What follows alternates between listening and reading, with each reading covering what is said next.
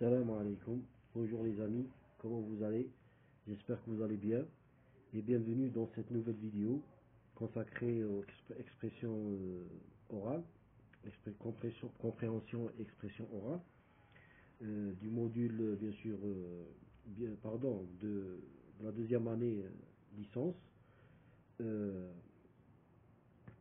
Comme vous remarquez, vous voyez devant vous cette liste qui défile devant vous. On a récapitulé les deux semestres. On parle des cours qui sont répertoriés par, par deux semestres, des différents cours. Je vais pas étaler, je vais entrer directement dans le premier semestre. Le premier cours qui est consacré à la définition de la communication.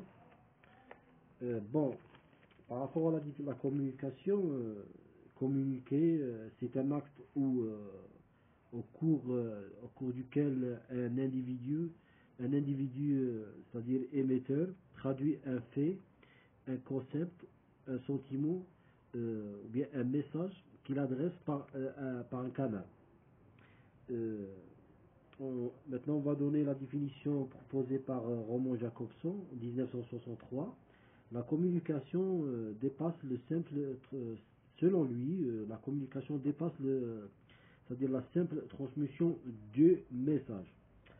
Ici aussi, il évoque les 6 éléments, c'est-à-dire de communication. On a l'émetteur et le récepteur, le code, le canal, le message et le référent, bien la référence. Et puis on passe à ce qu'on appelle les fonctions du langage.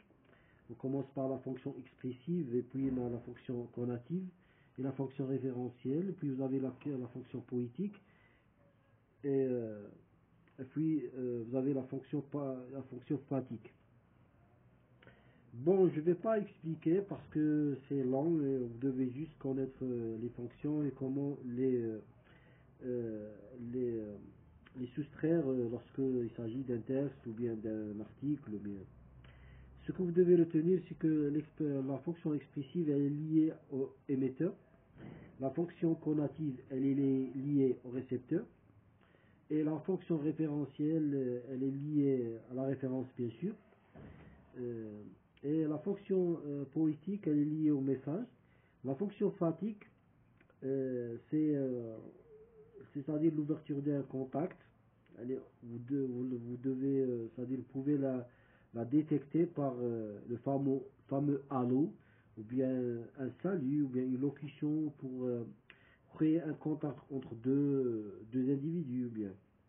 Puis vous avez la fonction métalinguistique, c'est une fonction qui est d'abord la fonction phatique, elle est liée à ce qu'on appelle le code, et la fonction métalinguistique, la fonction phatique, elle est liée au canal, et la fonction métalinguistique elle est liée au code, c'est-à-dire la langue. La fonction métalinguistique, c'est une sorte de définition, vous pouvez la connaître lorsque vous trouvez des définitions et des explications.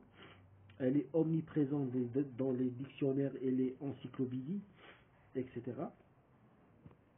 Maintenant, on va donner la définition de la communication selon Kerbra, Oshioni. C'est une didacticienne.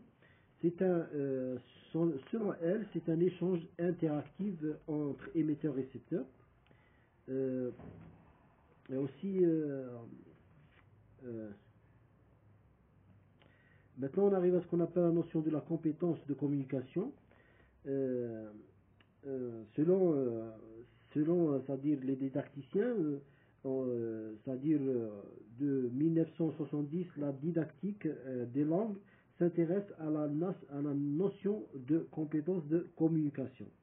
C'est un concept clé créé par Delhin aux États-Unis, bien sûr, ça dit signification, compétence de communication, ou veut dire ça dit qui signifiait savoir une langue.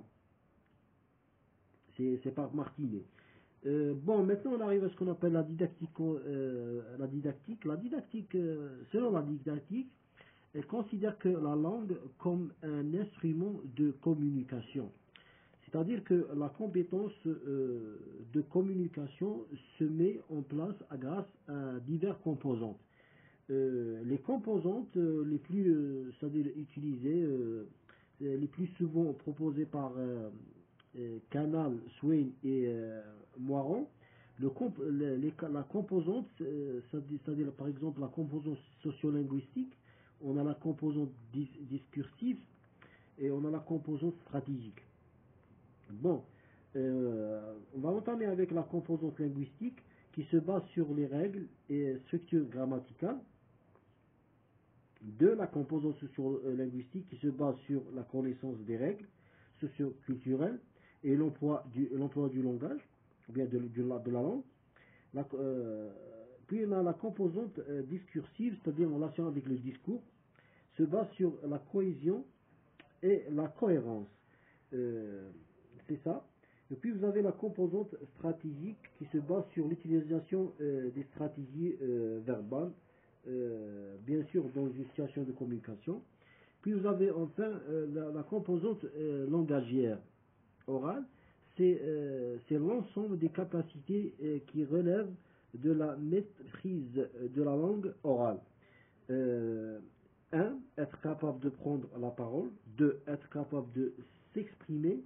Et 3. Être capable d'argumenter et justifier. Maintenant, on passe à notre cours, la compréhension orale. Définition. Selon le dictionnaire didactique du français, c'est l'aptitude résultant de la mise en œuvre du processus cognitif qui permet à l'apprenant d'accéder au sens d'un texte qu'il écoute, bien sûr. Et selon Bailey, c'est un didacticien aussi, c'est l'accès au sens à travers un message sonore, en se basant sur ce qui est connu, la mémorisation par exemple, des détails, et doit être capable d'anticiper. C'est ça. J'ouvre une petite parenthèse, les amis, si vous trouvez que des explications sont un peu lentes, vous faites des résumés, c'est facile.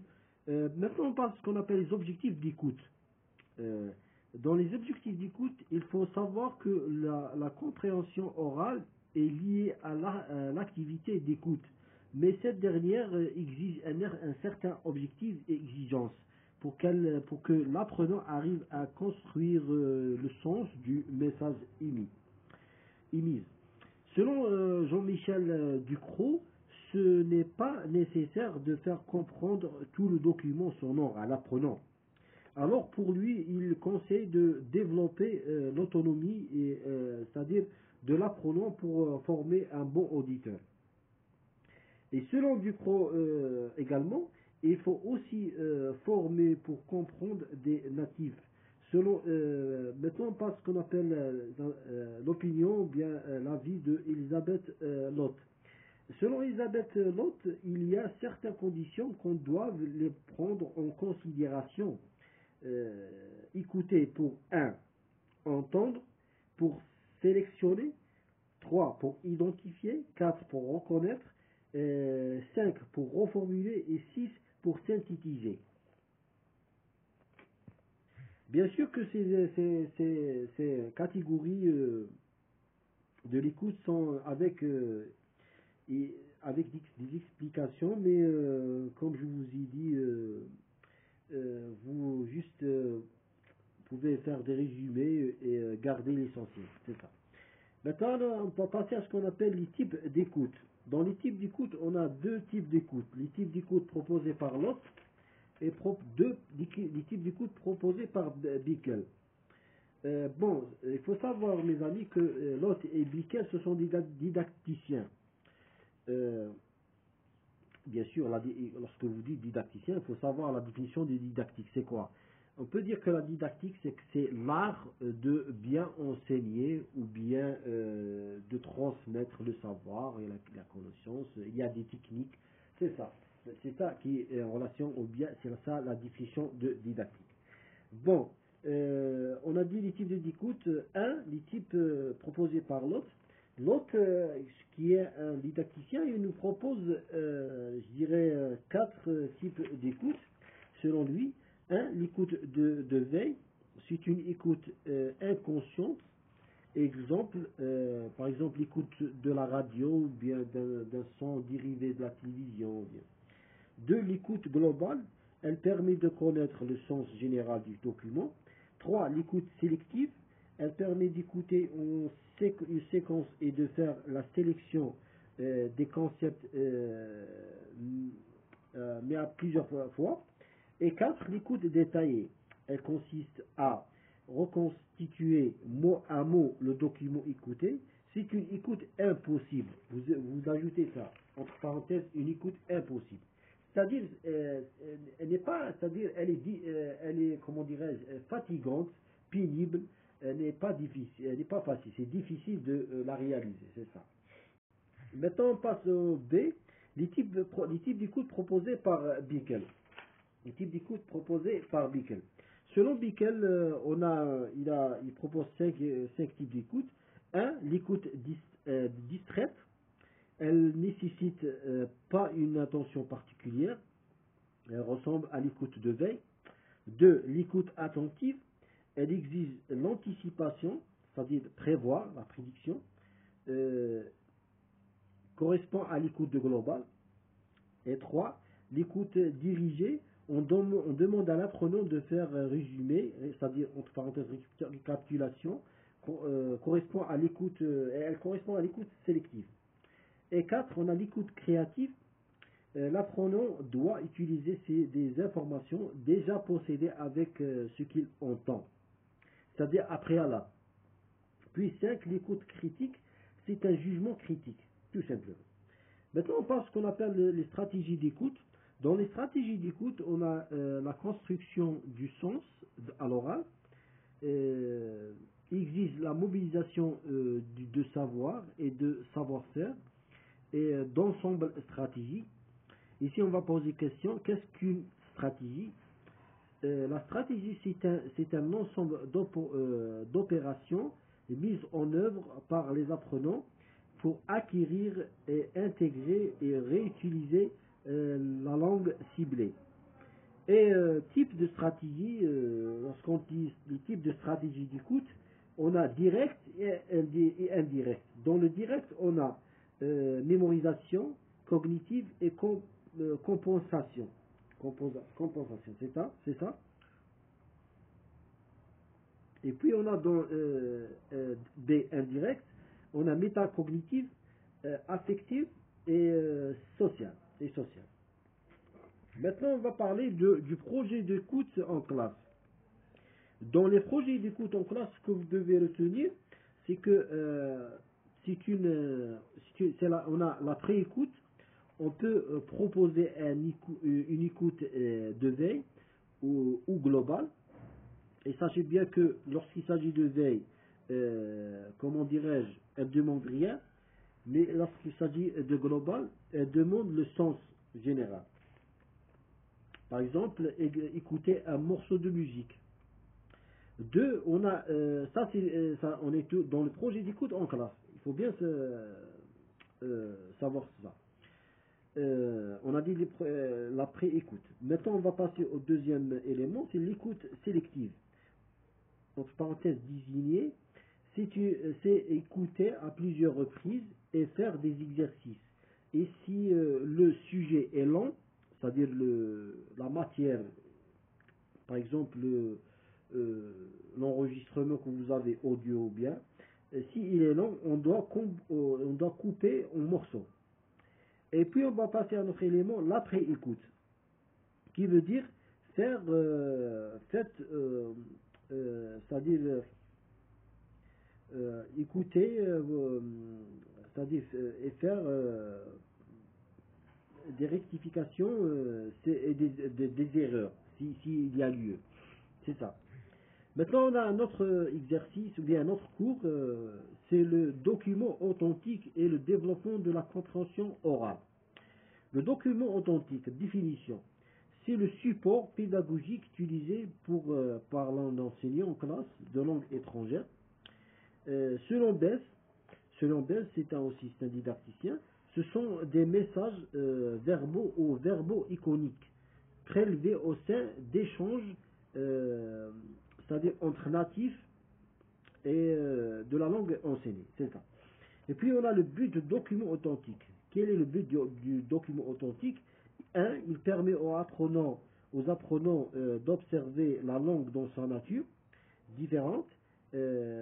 Et aussi, on a différents accents et registres de langue, rythme de parole, intonation, etc. Maintenant, les avantages du document authentique. On a un, il permet d'avoir un contact direct. Deux, il montre les situations dans lesquelles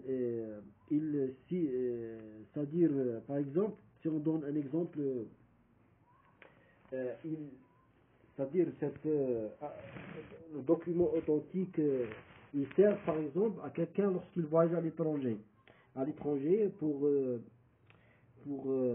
c'est-à-dire résoudre certains problèmes lorsqu'il est à l'hôtel ou bien au restaurant, etc. Maintenant, on arrive à ce qu'on appelle les inconvénients. Dans les inconvénients, ils ne peuvent avoir l'aspect ou la forme d'un document fondamentaux, les documents fondamentaux, c'est-à-dire, deux, l'utilisation de ces documents sont limitées en classe. C'est ça, vous devez juste garder ces deux. Et puis on passe à ce qu'on appelle les documents semi-authentiques. Les documents semi-authentiques ou bien pseudo-authentiques, ce sont des documents fabriqués qui ressemblent à un document authentique, bien sûr. Ils peuvent être adaptés au niveau des apprenants débutants. Alors, ils sont simplifiés de façon à respecter les conditions naturelles de l'utilisation de la langue. J'espère que cette explication, elle vous a plu. Je pense que dans ce premier semestre, on a encadré presque tous les cours qui sont programmés. La vidéo maintenant, elle arrive à 17 minutes.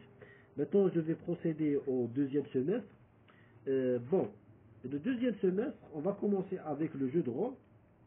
Le jeu de rôle, c'est la définition du jeu de rôle, c'est un des activités d'expression orale utilisées par l'apprenant. Ensuite, dans le jeu de rôle, on a par exemple des catégories ou bien des types qui sont liés au jeu de rôle. On a la dramatisation qui est en relation avec le théâtre, dont les apprenants sont obligés de jouer des rôles et faire des dialogues. Deux, on a la simulation. C'est une méthode qui s'applique à certaines méthodes thérapeutiques, comme la méthode des cas.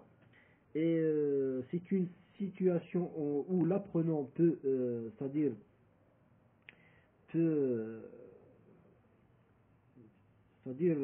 procéder ou bien claquer ou non sur une situation réelle. C'est-à-dire il va faire ce qu'on appelle, il va imiter la situation réelle, pardon. Et puis dans la simulation, on a ce qu'on appelle la simulation fonctionnelle, qui est en relation avec à la créativité, et la simulation projective, qui est en relation avec le discours créatif. C'est ça. Et puis on arrive à ce qu'on appelle le jeu de rôle à proprement parler. C'est une vision pédagogique, entre parenthèses, vous ajoutez le psychodrame. Le psychodrame, c'est ça. Maintenant, on passe à ce qu'on appelle le débat. Le débat, la définition, c'est un genre oral. Il se caractérise par une discussion sur une question ou un sujet de contestation.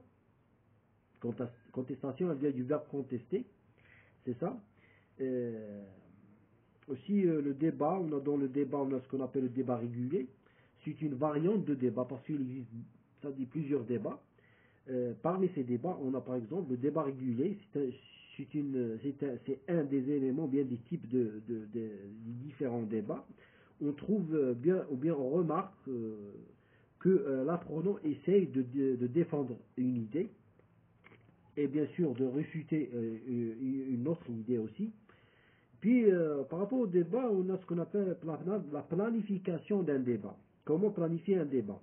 On peut procéder de différentes manières dans les débats, soit par le raisonnement, c'est-à-dire entre parenthèses, thèse, antithèse, deux, soit par l'opposition, c'est-à-dire défendre, c'est-à-dire la thèse, soit par l'accumulation, entre parenthèses, point de vue différent.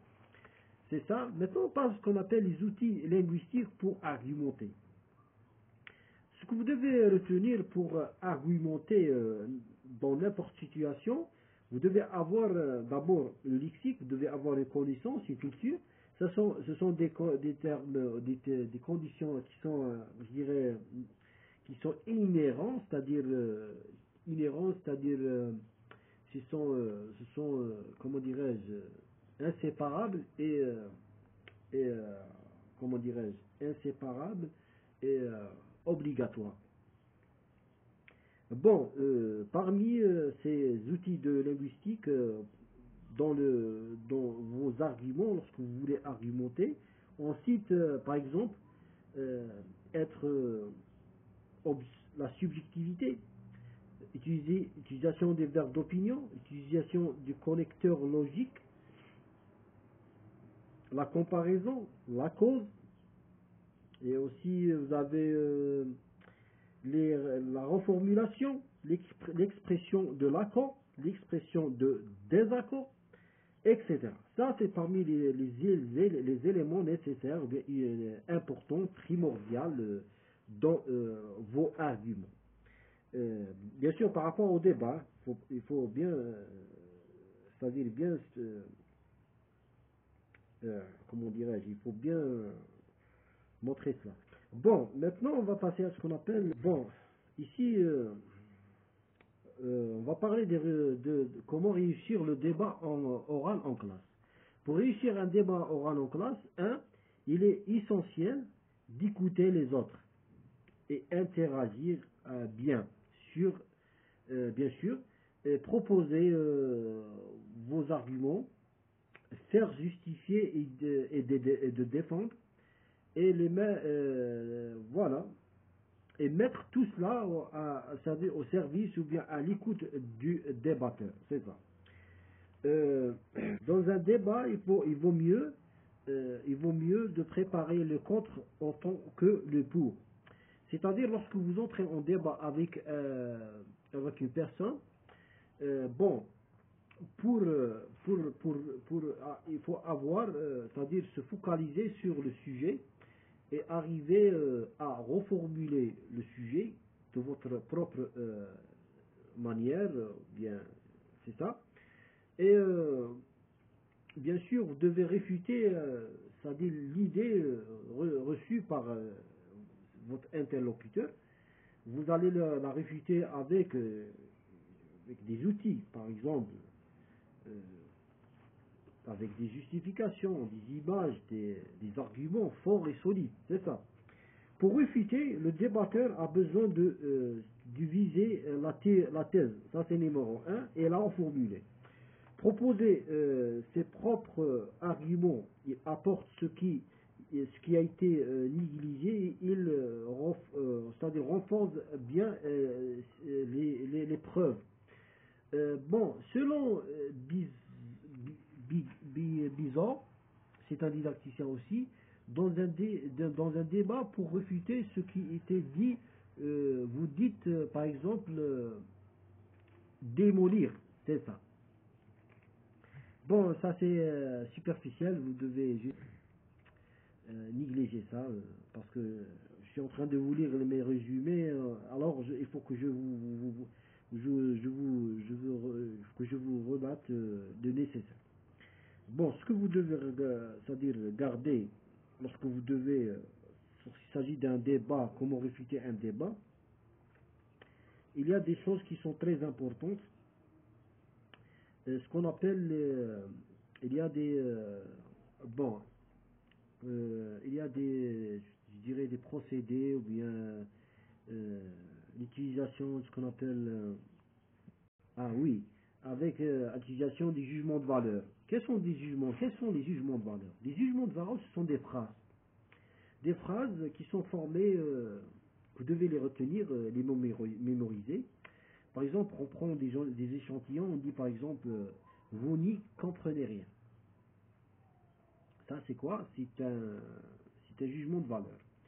Vous êtes trop peu informé, monsieur. Vous n'avez pas de l'expérience. Vos idées sont fausses. Vos arguments sont invraisemblables. Vous êtes loin de la vérité. Ce que vous dites, c'est, je dirais, c'est de la fiction.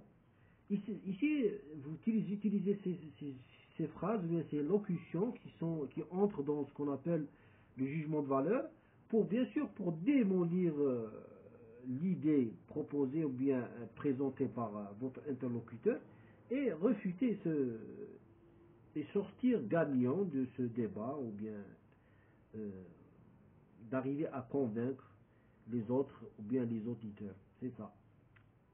Maintenant, on va passer à ce qu'on appelle le commentaire oral. Définition. C'est une activité d'expression orale que l'on peut pratiquer en classe pour évaluer la culture du candidat. Bon. Et c'est aussi c'est un exercice de lecture, bien sûr. Maintenant, on va parler des types de commentaires oral. On a deux types. On a le commentaire oral d'article de presse. Deux, le commentaire oral d'une image fixée. Le commentaire oral d'article de presse, c'est un commentaire lié à un article de presse, bien sûr. C'est-à-dire l'apprenant, non, c'est-à-dire le professeur, qu'est-ce qu'il va? Il va distribuer des articles aux apprenants, et c'est à eux de choisir le sujet, bien sûr. Et puis il va procéder à l'évaluation du travail.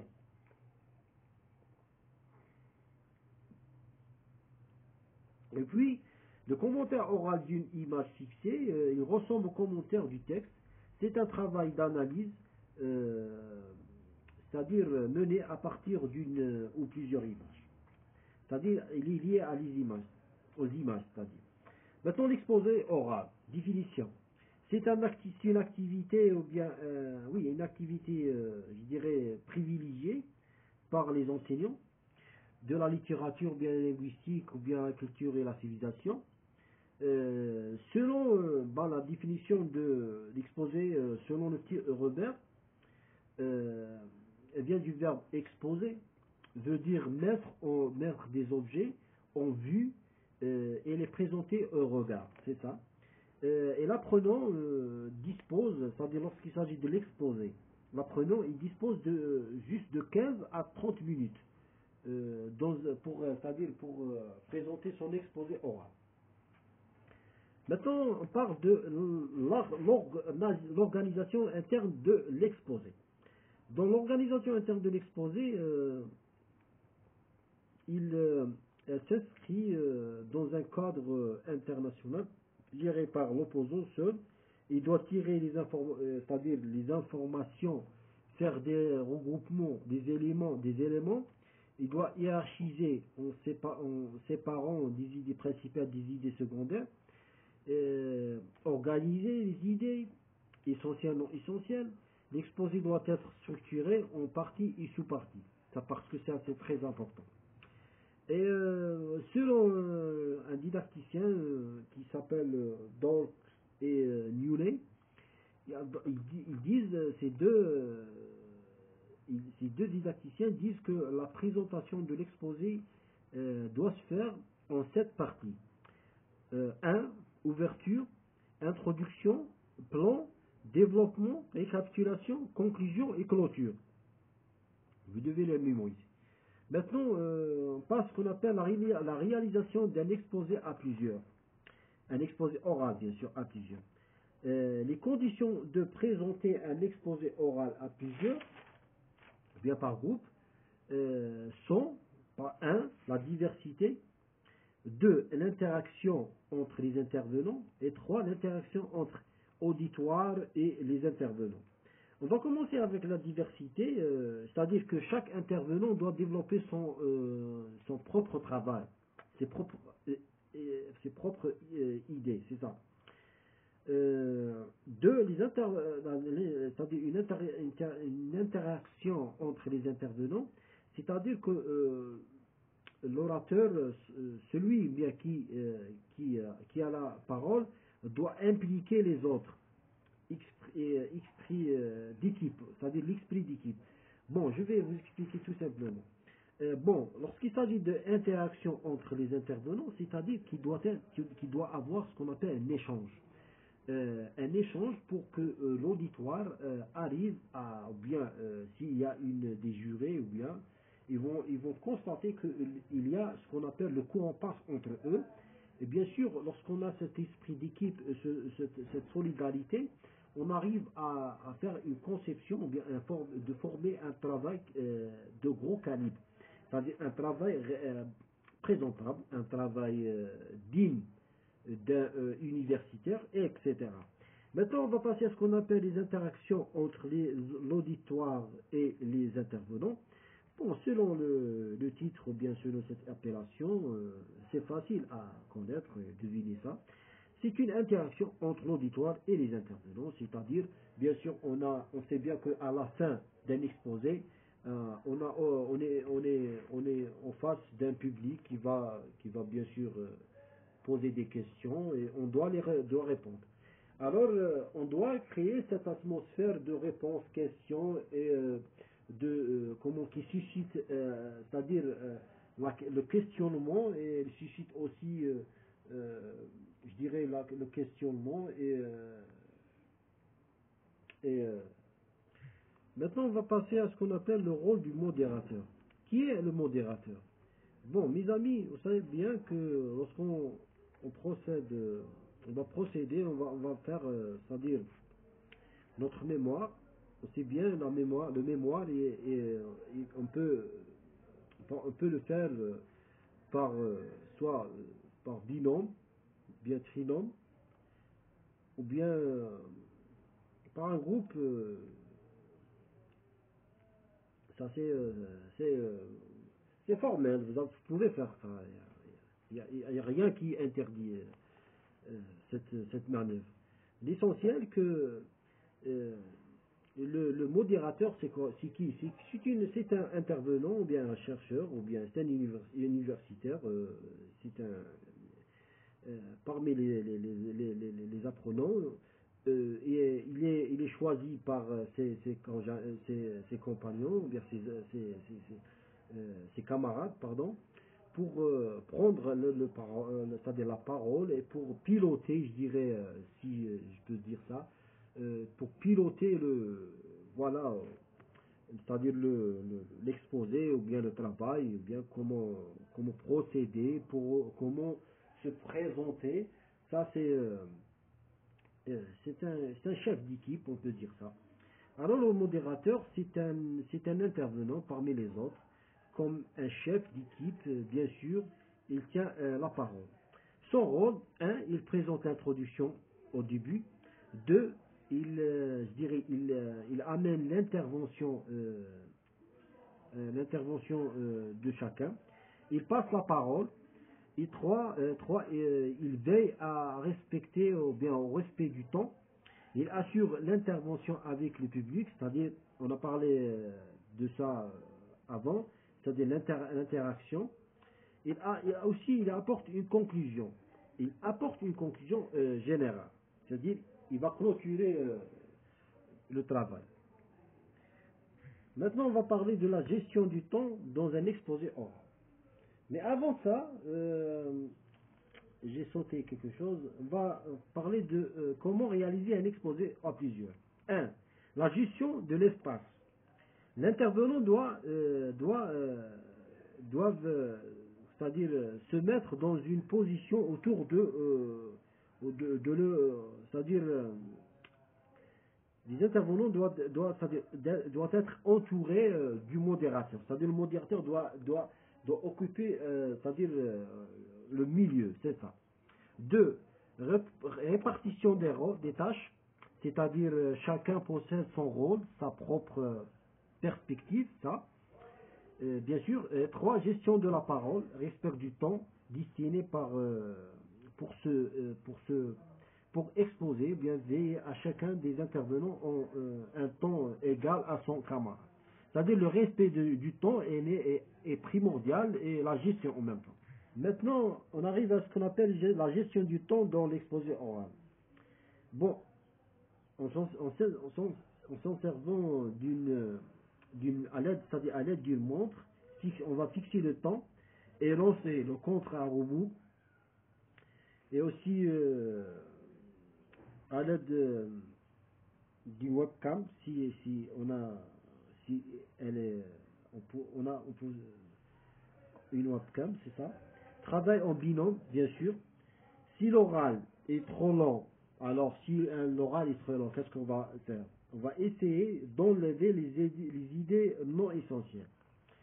Si l'oral est court, c'est-à-dire le contraire, qu'est-ce qu'on va faire? On va essayer d'ajouter des connaissances, des informations, parce que ça, vous devez le préparer en brouillon, c'est-à-dire une sorte de, on peut dire,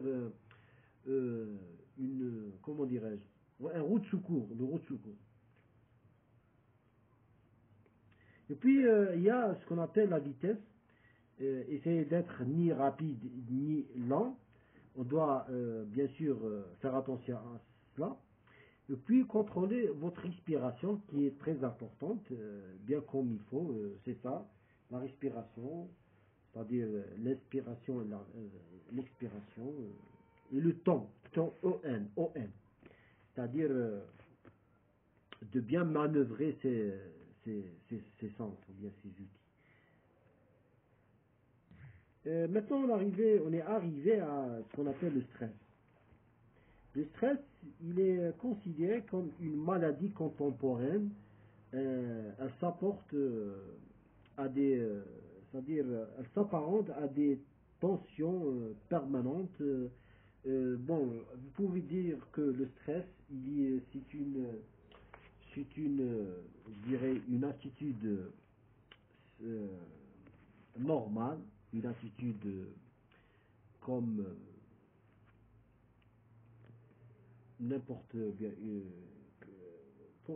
comme les autres attitudes, la joie, la peur, le stress, il est lié aux humains, il est inhérent, c'est ça, il est inhérent, c'est-à-dire nécessaire et inséparable. Et bien sûr, il a des choses, comment dirais-je, il a des points négatifs et des points positifs. Et le stress chronique aurait des conséquences majeures sur la santé et c'est-à-dire la vie de l'humain. Il peut provoquer ce qu'on appelle la courbature, maux de tête, dépression, fatigue permanente, spasmophilie, asthme, état dépressif, perturbation hormonale, maladie cardiovasculaire, beaucoup de choses qui sont liées au stress. Bon, pour d'autres, ils considèrent le stress qui est inscrit dans ce qu'on appelle notre patrimoine génétique. C'est-à-dire génétiquement, il est lié dans nos gènes. Il est donc inhérent, on a dit ça, nécessaire et inséparable. Le point de vue de la science c'est-à-dire le point de vue de la science par rapport au stress, le stress c'est une réaction biologique. C'est-à-dire son nom scientifique c'est syndrome général d'adaptation et c'est l'ensemble des réactions contre des corps étrangers. Lorsque l'homme est stressé, il est stressé, alors le corps essaie de se défendre d'une façon, je dirais, spontanée, sans que, c'est-à-dire l'humain, c'est-à-dire ordonne ou bien décide. Ça, c'est quelque chose qui est créé en nous par Dieu. Et, bien sûr, contre, on a dit le stress, lorsqu'il l'homme il est stressé, pour combattre le stress, notre cerveau ordonne aux glandes surrénales de libérer des hormones. Ce sont les hormones, bien l'hormone, l'adrénaline. Adrénaline, elle est connue cette hormone. Elle lutte contre quoi? Elle lutte contre le stress, je dirais, comment dirais-je? Elle lutte contre les hormones de stress. Cette adrénaline, cette hormone, elle lutte contre le stress, les hormones de stress. C'est-à-dire lorsqu'on est stressé, il y a le corps, c'est-à-dire il va produire des hormones qui sont les hormones de stress, c'est ça leur appellation, hormones de stress. Par contre, bien à l'autre rive, ou bien contre cela, euh, le cerveau, il va lutter, il va essayer de défendre. Alors qu'est-ce qu'il va faire? Il va ordonner les glandes surrénales de produire, ou bien de libérer les hormones d'adrénaline contre les hormones de stress qui sont, ou bien qui portent le nom de glucorticoïdes. Glucorticoïdes, c'est ça le nom scientifique c'est-à-dire ce qu'on appelle les hormones de stress, c'est ça. Bon, ici on a une question. Est-ce que c'est-à-dire le stress est-il vécu comme une tension négative? Bon, alors on répond, on dit que tout le corps est mobilisé. Il est perceptible et il ne passe pas inaperçu. C'est-à-dire que notre corps, il est lié à cette attitude, on ne peut rien faire. Ça, c'est notre décidé. Bon, on arrive à ce qu'on appelle les différents types de stress. Dans le stress, il y a deux types de stress. Il y a ce qu'on appelle le stress positif, il y a ce qu'on appelle le stress négatif. Ce qui est stress positif, il permet d'accroître les performances, et, je dirais les capacités et les performances de l'homme. C'est-à-dire il est bénéfique à l'humain. Par contre, le stress négatif, il fragilise l'organisme. Et c'est un destructeur par l'homme. C'est ça la différence entre les deux. Bon, pour combattre le stress, il existe des techniques que vous devez les connaître. On a ce qu'on appelle les techniques anti-stress. Et on a ce qu'on appelle aussi la fameuse technique qui est la technique de respiration. C'est un outil de gestion de stress par expiration, par inspiration et expiration de l'air. Il va vous aider à c'est-à-dire vous décontracte, il décontracte le corps et vous sentez dans une situation bien à l'aise, bien confortable, etc. Bon, parmi les techniques d'anti-stress, on a ce qu'on appelle la technique de décontraction de la mâchoire. Essayez de décontracter votre mâchoire parce que cette partie du visage est vraiment importante et souvent négligée, bien sûr, et où, c'est-à-dire, si on la décontracte, on la décontracte, on arrive bien sûr à assimiler ou bien à connaître le résultat, bref. Et c'est une réalité. Moi, personnellement, j'ai utilisé ça, j'ai essayé, et j'ai trouvé que c'est une méthode bien, vraiment utile et très nécessaire. Et elle a des, c'est une méthode anti-stress à 100%. Bon, maintenant, comment procéder à cette technique? Parce que même vous lisez la décontraction de la mâchoire, mais comment? Moi, je vais vous faire, je vais vous montrer comment j'ai procédé. On sait bien le mot, comment dire, on dit malaxer, malaxer votre ventre, malaxer je dirais vos bras, etc. C'est-à-dire prendre par vos mains, par vos doigts, vous arrivez à, comment dirais-je, à étirer comme ça le visage, votre mâchoire, et surtout votre mâchoire aussi, avec vos doigts, vous tirez, vous essayez de, comment dirais-je, de malaxer votre mâchoire, et vous sentez qu'il y a comment dirais-je, votre mâchoire, elle est en train de vous ressentez comment dirais-je, on dit, on, on dit que, c'est-à-dire le muscle se décontracte. Vous ressentez une décontraction au niveau de la mâchoire, même sur le niveau du cou et de la nuque.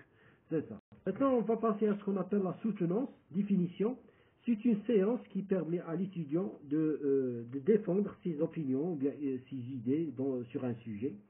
Elle se déroule à huis clos, devant un jury composé de 2 ou 3.